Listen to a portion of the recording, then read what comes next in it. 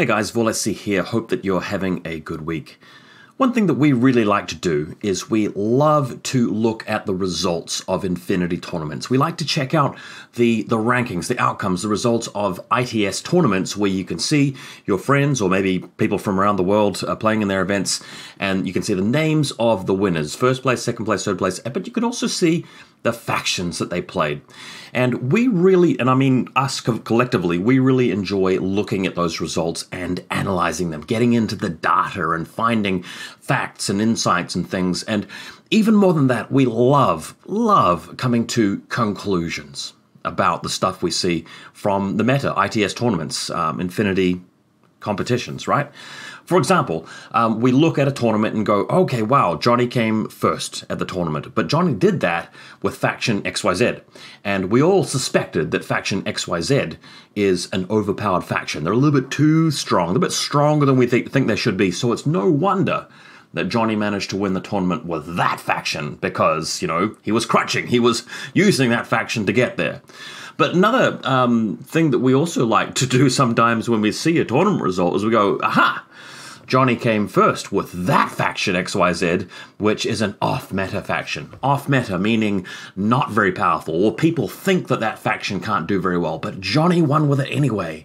Therefore, and this is the important part, therefore, because he came first with that faction, or she, because that player came first with that faction, you know, we have to give it more credit than we did before. We have to consider the fact that maybe that's not an off-meta faction, maybe it's actually a more powerful faction than we thought.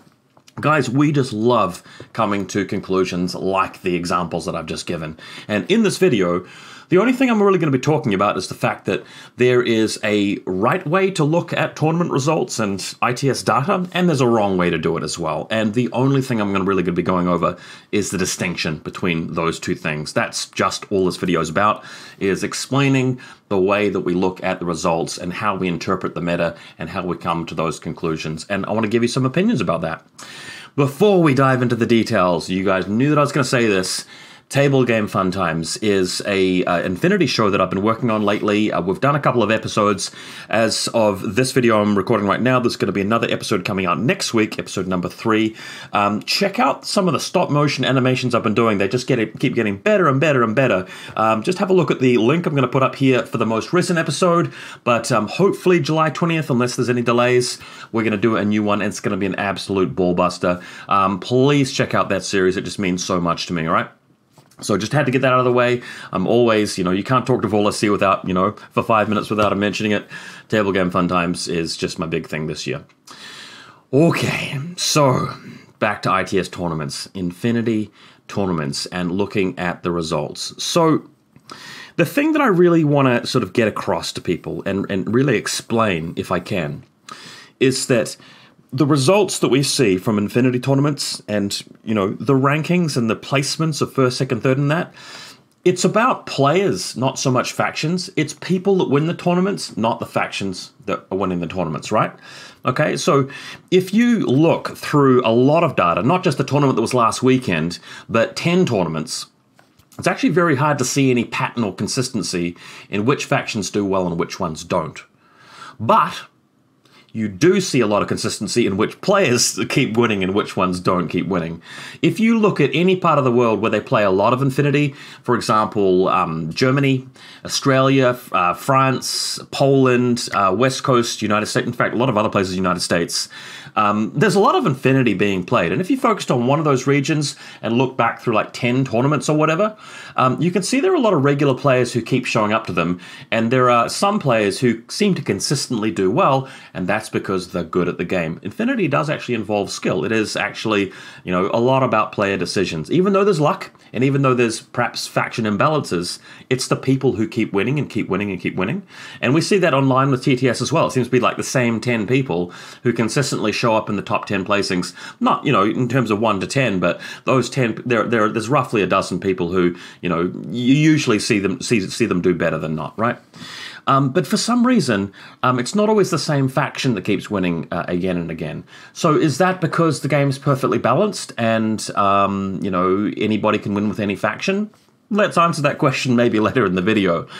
What I do need to tell you guys about is what is actually causing those results and why we sometimes see, different factions right at the top. And look, even if you were very biased and you were predisposed to trying to prove that faction XYZ is just doing really well, and here are the ITS results to prove that, it's actually quite hard to do that. It's actually quite hard to get enough data that will show that, because if you look at a lot of different tournaments, you're going to see examples of, your faction that you think, people ought to be winning with, a lot of people also are losing with that faction too, or maybe somebody is winning with an off-meta faction, and that sort of skews your results, and, you can't go by the results. But one thing you can prove and can provide evidence for is that, if you know that player X is good, and you look at enough tournaments where player X is actually playing in that tournament, you can actually deliver the results and data to prove to people, hey guys,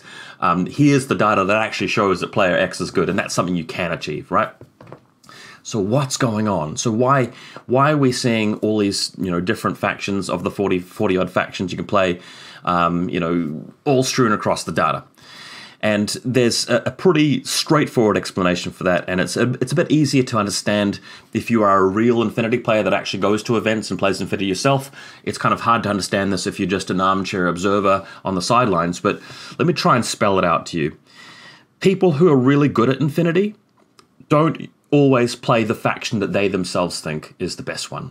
What's actually happening is that people who are really experienced and veterans and go to a lot of tournaments and play a lot and get really, really good at the game, these people tend to own more than one faction. They may have a large collection. I mean, just looking at my shelf over there, I've probably got about 7 of them sitting there. And what people like to do, and I'm talking about like experienced Infinity players here who have lots of models, is they like to use a different faction each time. Like, you went to the last tournament with Aleph, you go to the next one with Combined Army, then the next one with Ariadne or whatever. So that's a very common thing. Secondarily, people are continuing to collect miniatures and continuing to paint miniatures, and that's the hobby. Like, you're getting better at painting all the time. So if you go out and spend a bunch of money on a new collection and it's Tunguska, and you've painted it up to your best of your ability, you may end up running Tunguska in the next event because you want to show off the miniatures, you want to see them on the table. Even if you think that this other faction on your shelf that's not Tunguska is better and will give you a better chance of winning, real players actually do that. They'll actually, play the faction they've just painted up, rather than trying to just figure out whatever way they could possibly win, even if it means using the, the other miniatures that they're kind of bored of.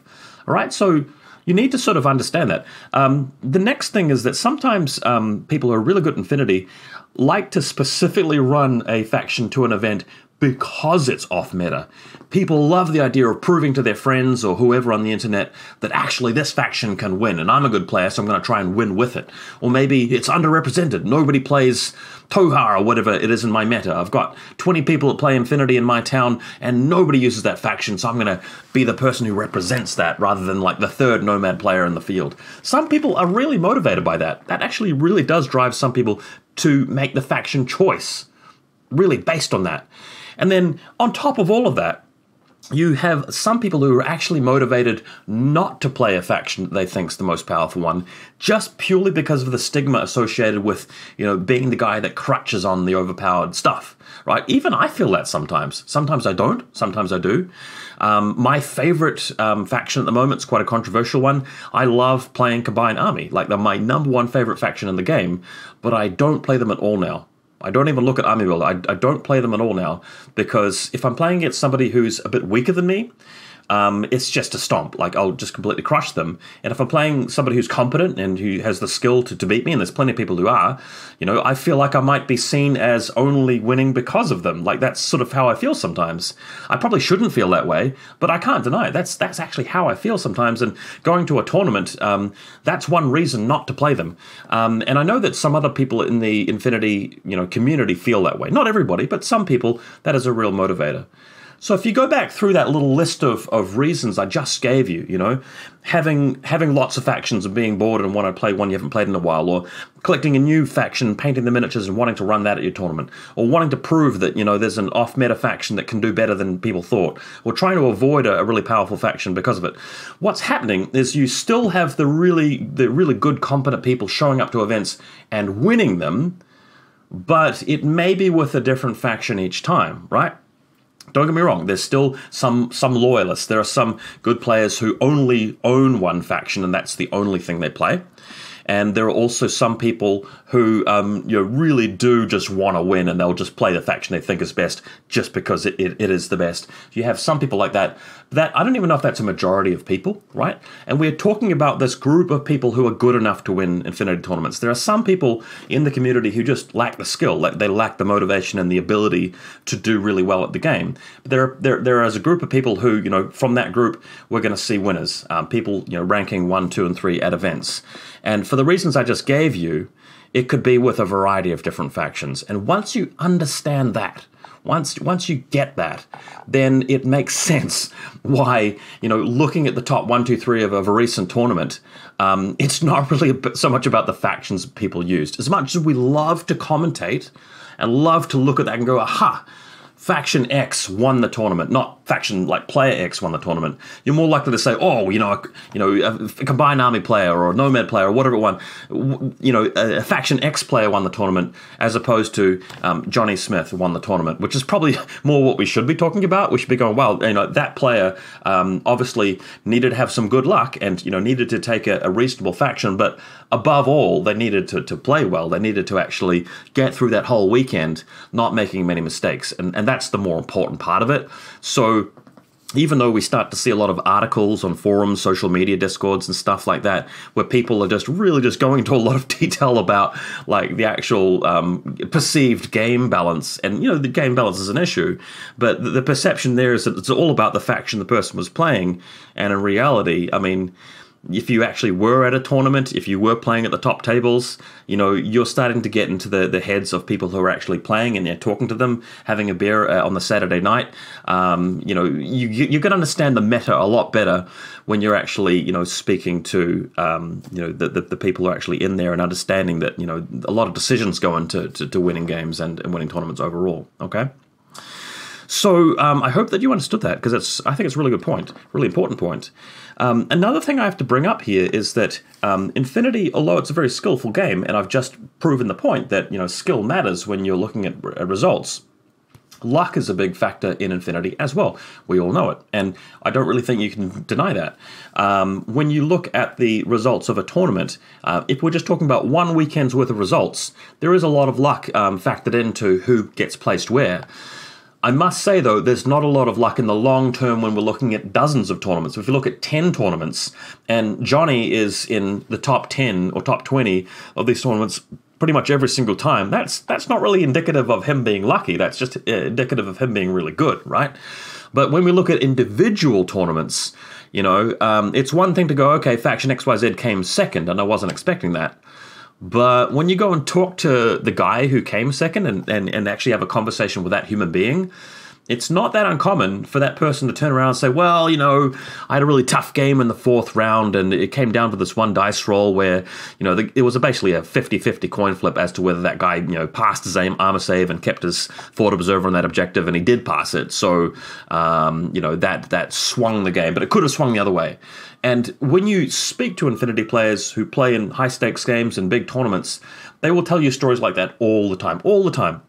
So when you're looking at placements of 1, 2, 3, 4, 5, 6, 7, and you have off-meta faction that is second and, other faction that is 7th, and those two people played each other in round 4, and one person had the coin flip dice roll go one way, I mean, the results could easily have been around the other way. And everybody intuitively knows that, and the people who play the most Infinity and are the best at Infinity will probably, support that the most. We know that's the thing, which is why, again, guys, one thing we shouldn't really be doing is looking at an individual one-off tournament and saying things about faction balance and the meta just based on that little bit of data. It's more indicative if you talk about, lots of tournaments, over a long period of time and, collect a little bit more info before sort of going out there. Cool. So let's go through some different facts. Let's go off on a different sort of tangent. Is Infinity a balanced game? Is it like perfectly, even playing field in a competitive level? No, absolutely not. Infinity has some real serious problems. There are some factions that are much better than other factions. That's fact. That's just how it is, period. Second point, Is Infinity a game that's sufficiently balanced? Can you have competitive tournaments? Is it worth competing? Should you go to tournaments, and actually try to win and do your best? Absolutely. That's also true. Infinity is, sufficiently balanced and sufficiently supported that we can actually have tournaments, and they're meaningful tournaments, and they can be really good tournaments. Third individual point, third fact, should Corvus Belli support the game better and make changes to improve it? I also think that's true. A lot of people would agree that there's more that they could do to make the game more playable, make it more competitive, make it more fair at a competitive level. And I think the really important part of this is that those three statements I made, Infinity has balance problems, Infinity is sufficiently balanced that you can play it, and Infinity should be improved, all of those things are consistent with each other. You can say all of those things and for there to be no, internal logic problems. And I think that's just a really important thing to keep in mind.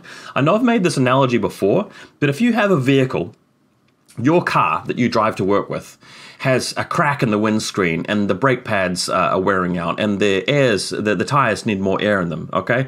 That car is not in perfect condition. It definitely could be better. Secondarily, can you drive your car to work? Yes, you can. You can get from A to B with it. And then thirdly, should you fix your car? Yeah, the car would be more drivable, if you actually went and fixed those problems, it'd be safer. And it's not really hard to fix those problems. And that's the analogy. It's the same with Infinity. You've got problems with the game. The game does work to some extent, but the game would be better if you fixed it. Simple as that. I don't really see what's so complicated about that. So, yeah, when we're thinking about the meta and about game balance, that's pretty much where I'm at with it.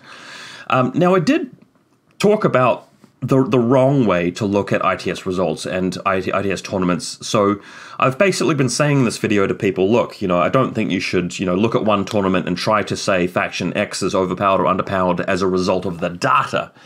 It may still be true that, some factions are too powerful or not powerful enough, or the meta's gone in one particular direction, but you can't draw those conclusions, you can't find that information out just by looking at the rankings of one tournament. So how do you do it? What would I propose? What's a better way of doing it? In my view, the only way to really get to the truth about what the meta is really like is to actually talk to people who are familiar with the meta. So if I look again at a region like Poland or West Coast America or just somewhere where they play a lot of Infinity and look back at all the tournaments and just identify which players seem to be winning them the most and actually reach out to those people and talk to them and ask them. And if I speak to a variety of people around the world and there's some consensus, then, and I think only then, will I really, really know, what's actually going on with the meta. And I know that seems like it's a bit sort of far-fetched, a bit too far a step to take, like a too large a burden of proof or whatever. But I genuinely feel that that's, first of all, a much better way of doing it than just looking at a couple of results from a tournament. But it's just a very productive thing to do as well. Like if I did that and I identified the world's best players and I approached them individually and I asked them, hey, look, do you think there are balance issues with the game? If so, what are they? What's the meta like at the moment? Which factions are the most powerful? If all of them said back to me, dude, the game's perfectly balanced, there's no problems with it, Corvus Belli shouldn't fix anything, then I would have to accept that. I would have to go, well, okay, dude, all right. Okay, so my fears were unfounded. I should probably, be kinder to Corvus Belli in my YouTube videos. Like, if that's what I was hearing, then I think I'd be in a position where I would have to accept that. It's different when you just look at the results of one ITS tournament. You can't really get much from that. But when it's the best players all agreeing with each other about the state of affairs, that's when I think people should really listen.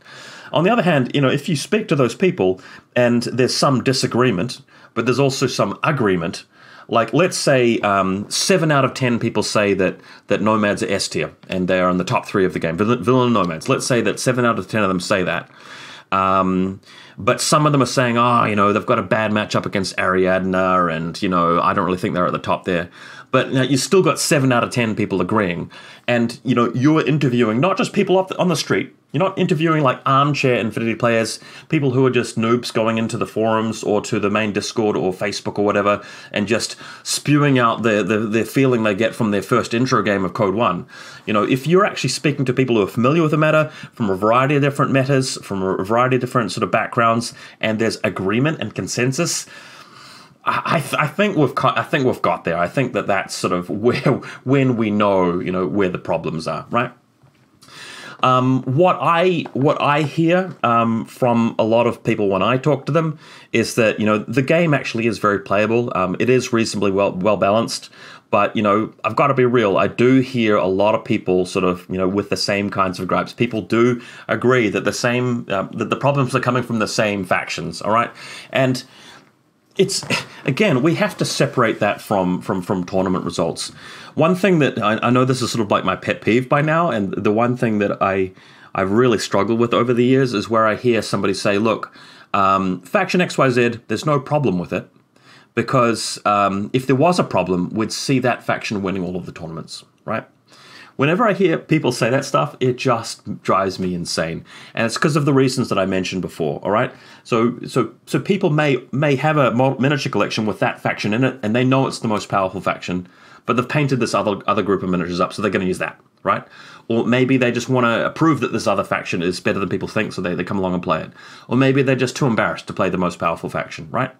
Or maybe they do go along with that faction, and somebody else who's, you know, equally as good with a slightly worse off faction gets a little bit lucky and beats them. All right, all of that stuff is what forms together to give us these inconsistent faction results in tournaments. It's not indicative of whether, you know, something's really strong or something's really weak in the competitive meta. Which is why we have to just basically talk to people. We have to just sort of interview. It's the only way to do it. We have to speak to people who are really good at the game, really familiar with the game, people who really know what they're talking about. You know, you want to know what's wrong with the patient, you speak to the doctors. You don't go into the waiting room, right, and speak to the public about it. You know, you chat with the people who are knowledgeable and just, you know their stuff. Frankly, that's just basically how it is. Yeah, I thought I'd just get that off my chest. I really felt like, you know, there's been a lot of commentary recently about the meta and about tournaments, and I just wanted to give my view about it. By the way, just share something with you. I have had some conversations with people who work for Corvus Belli, like directly, you know, through messages. There are 3 different people that I can think of. I'm not going to name names, but I have been talking to them a fair bit this year, and the one consistent thing that I'm hearing is that Corvus Belli have precisely 0 plans to support and update the competitive aspect of Infinity.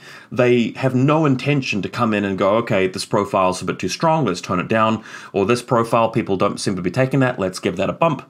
That's just not on their agenda, right? So we had this rules update recently, which is a very rare update for fire teams. That was mostly there to shake up the game, get people interested again.